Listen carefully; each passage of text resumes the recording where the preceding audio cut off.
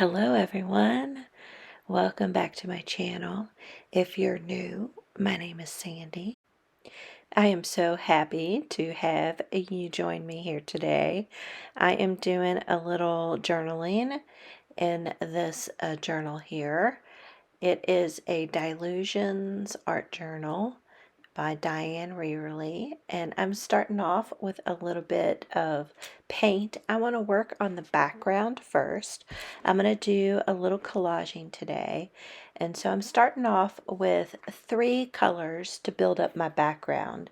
I'm starting off with some of these Tim Holtz paints that they've brought out of the vault. I have crushed olive, forest moss, and brushed corduroy. And so I'm just taking a baby wipe and I put a little bit of paint down on my glass mat, and I am just coloring in the background.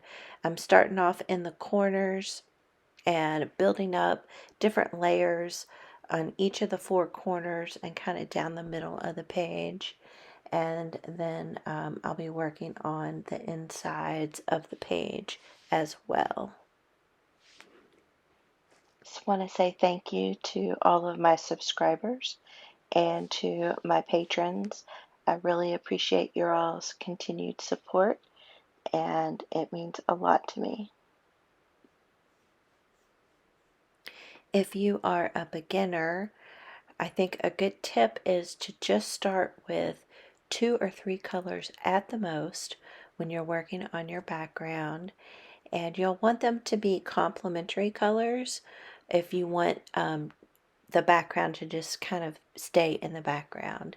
If you're wanting it to pop out and stand out more, then you might want to use some contrasting colors. But these colors here, I felt worked with the thought I had for my collage that I want to do. I don't necessarily have anything fully planned right now, but I wanted to work in kind of these grungy greens, almost kind of a brown green color. So I'm bringing in the brushed corduroy now. And a baby wipe is a great way to take your paint and just kind of get it smudged onto your page. You know, with the paintbrush, you're going to get really broad strokes. And I learned this baby wipe technique from Diane Reverly, this is the book that I'm using. And I tell you, the quality of the pages in this book are amazing. I highly recommend it. I've purchased mixed media paper from Michael's and Joann's, and it is just not the same quality as this paper in this book.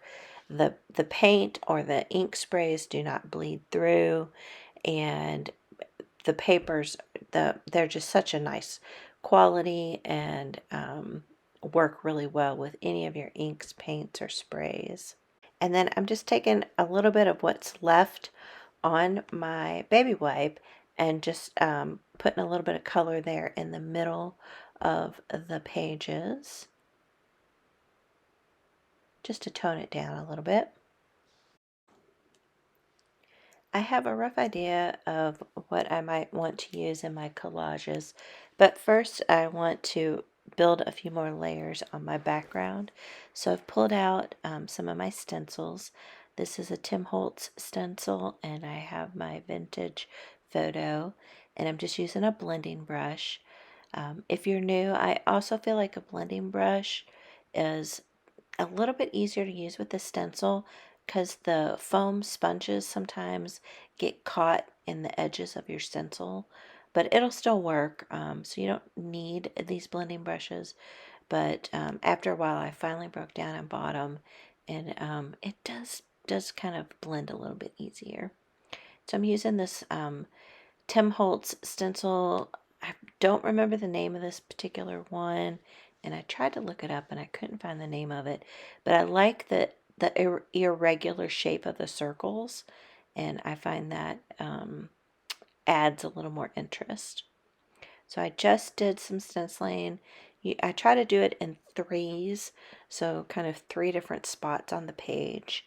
And then the next stencil I pulled out is my letter and number stencil, and I've switched over to, I believe this is peeled paint, and I'm really getting into using these letters and numbers and adding them in the background.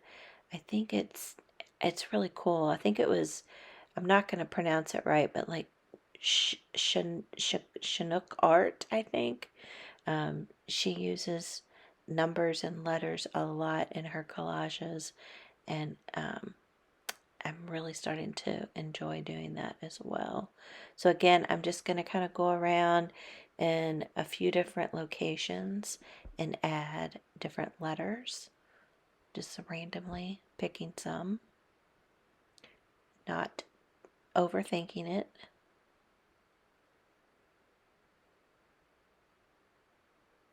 Also adding some numbers.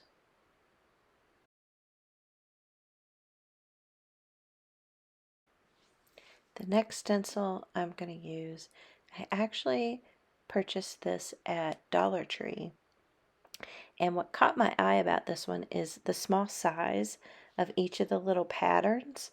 And I really liked this circle one. It almost looks like brick pavers, just done in a little circle.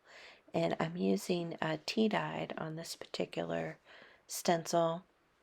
And it's starting to become my new favorite stencil. I like this little size because I think it's great for our journaling and our collaging that we like to do. But it's becoming my favorite little stencil to use. I just love that little splash of color. It almost kind of reminds me of a clock, a little steampunk little vibe, but not really. So I really like how the background is looking, the different interests there. I start working on the collage element of the pages now, and I'm just going to kind of tear down the edges of these and then ink them up. I'm not exactly sure what I'm going to use for my collage, but I typically, when I'm doing a collage, I try to have about anywhere from 3 to 5 elements, and usually I'll be looking at having some sort of book page or music page or some sort of kind of handwritten looking page. And these from Your Creative Studios are great things to use for your collage. They usually have some handwritten print on these different papers. I also like to use book page and ledger paper and washi tape. Those are kind of my go-tos when I'm doing some collage. So I'm just going to try to figure out maybe what I want to use for these pages, and then I'll be back with you guys. Leave a comment down below and let me know what are your favorite things you like to use on your journal pages and when you are making collages. And remember to hit that like button too, please. I'm going to have one collage kind of be in the upper left hand corner of this layout, and then another one be in the bottom right hand corner of the opposite page. And then I'm going to add some washi tape, add a little bit of interest along the edges of the page, and just kind of complement the other background elements I have, and then tie in with the collage that I'll be doing. And another tip that I like to do is my washi tape. You saw me, I split it down the middle. So I like to tear them so they have a rough edge and they aren't a clean edge. And then I'll take the straight edge and put it along the edge of the page. But if I want both sides to be rough, then I'll obviously tear both sides. But if you're going to be just bordering it along the edges, then you can just take the piece and kind of loosely tear it down the middle. Don't do it exact. You can see how mine are fatter on one end and skinnier on the other end. I think that makes it look a little more organic when it's torn like that. One of my favorite things to use is this thin brown paper. I picked it up actually at the paint store. I got a whole roll of it a huge roll for like $5.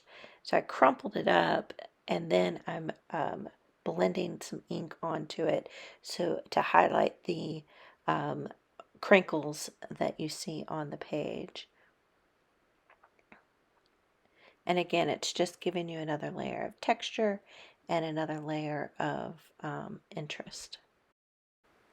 And after I ink up the edges, I decide I take my favorite stamp, the script stamp, and stamp that on top of the brown paper as well. I love this script stamp. It's one of my favorite stamps.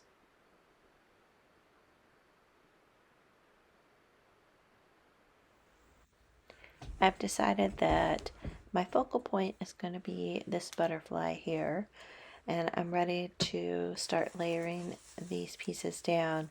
The other thing that I picked up that I think is interesting is that paper trim. So that is from a piece of paper that I tore out of a notebook, and I saved it because I just loved the shape of those little squares. So I'm going to add this onto here. I did ink it up a little bit, and so I think it's great. You always want to save these little bits and scraps that are interesting because it helps tie in the washi tape to my collage now.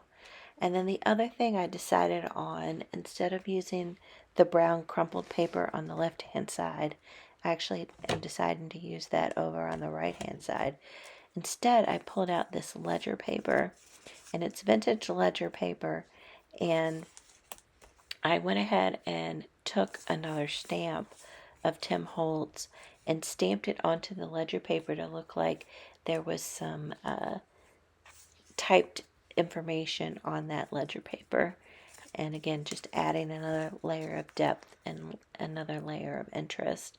And then I'll put that down and put that other piece of paper on top of that and add the butterfly on top of that.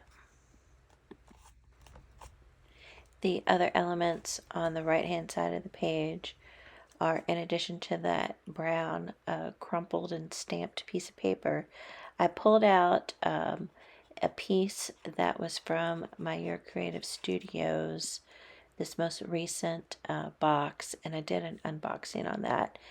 But I love that stitching that's around that piece of paper and the little flowers on there. And then the piece that's going on top of that is actually a sticker, but it's all collaged and it has the stitched lines on there. And I like that it has flowers because I didn't really want to have butterflies on both sides of the paper. I like to kind of mix it up, not be too matchy, if you will.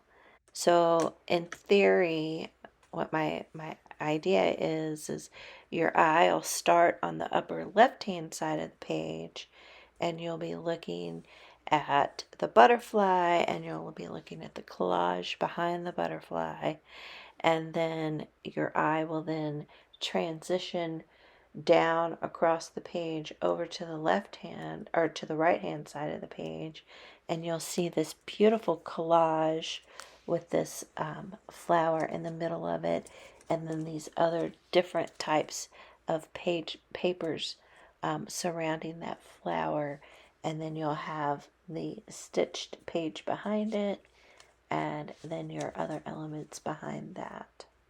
So I really hope you enjoyed this video and learned something and got some inspiration from it. And I'll see you all on the next video.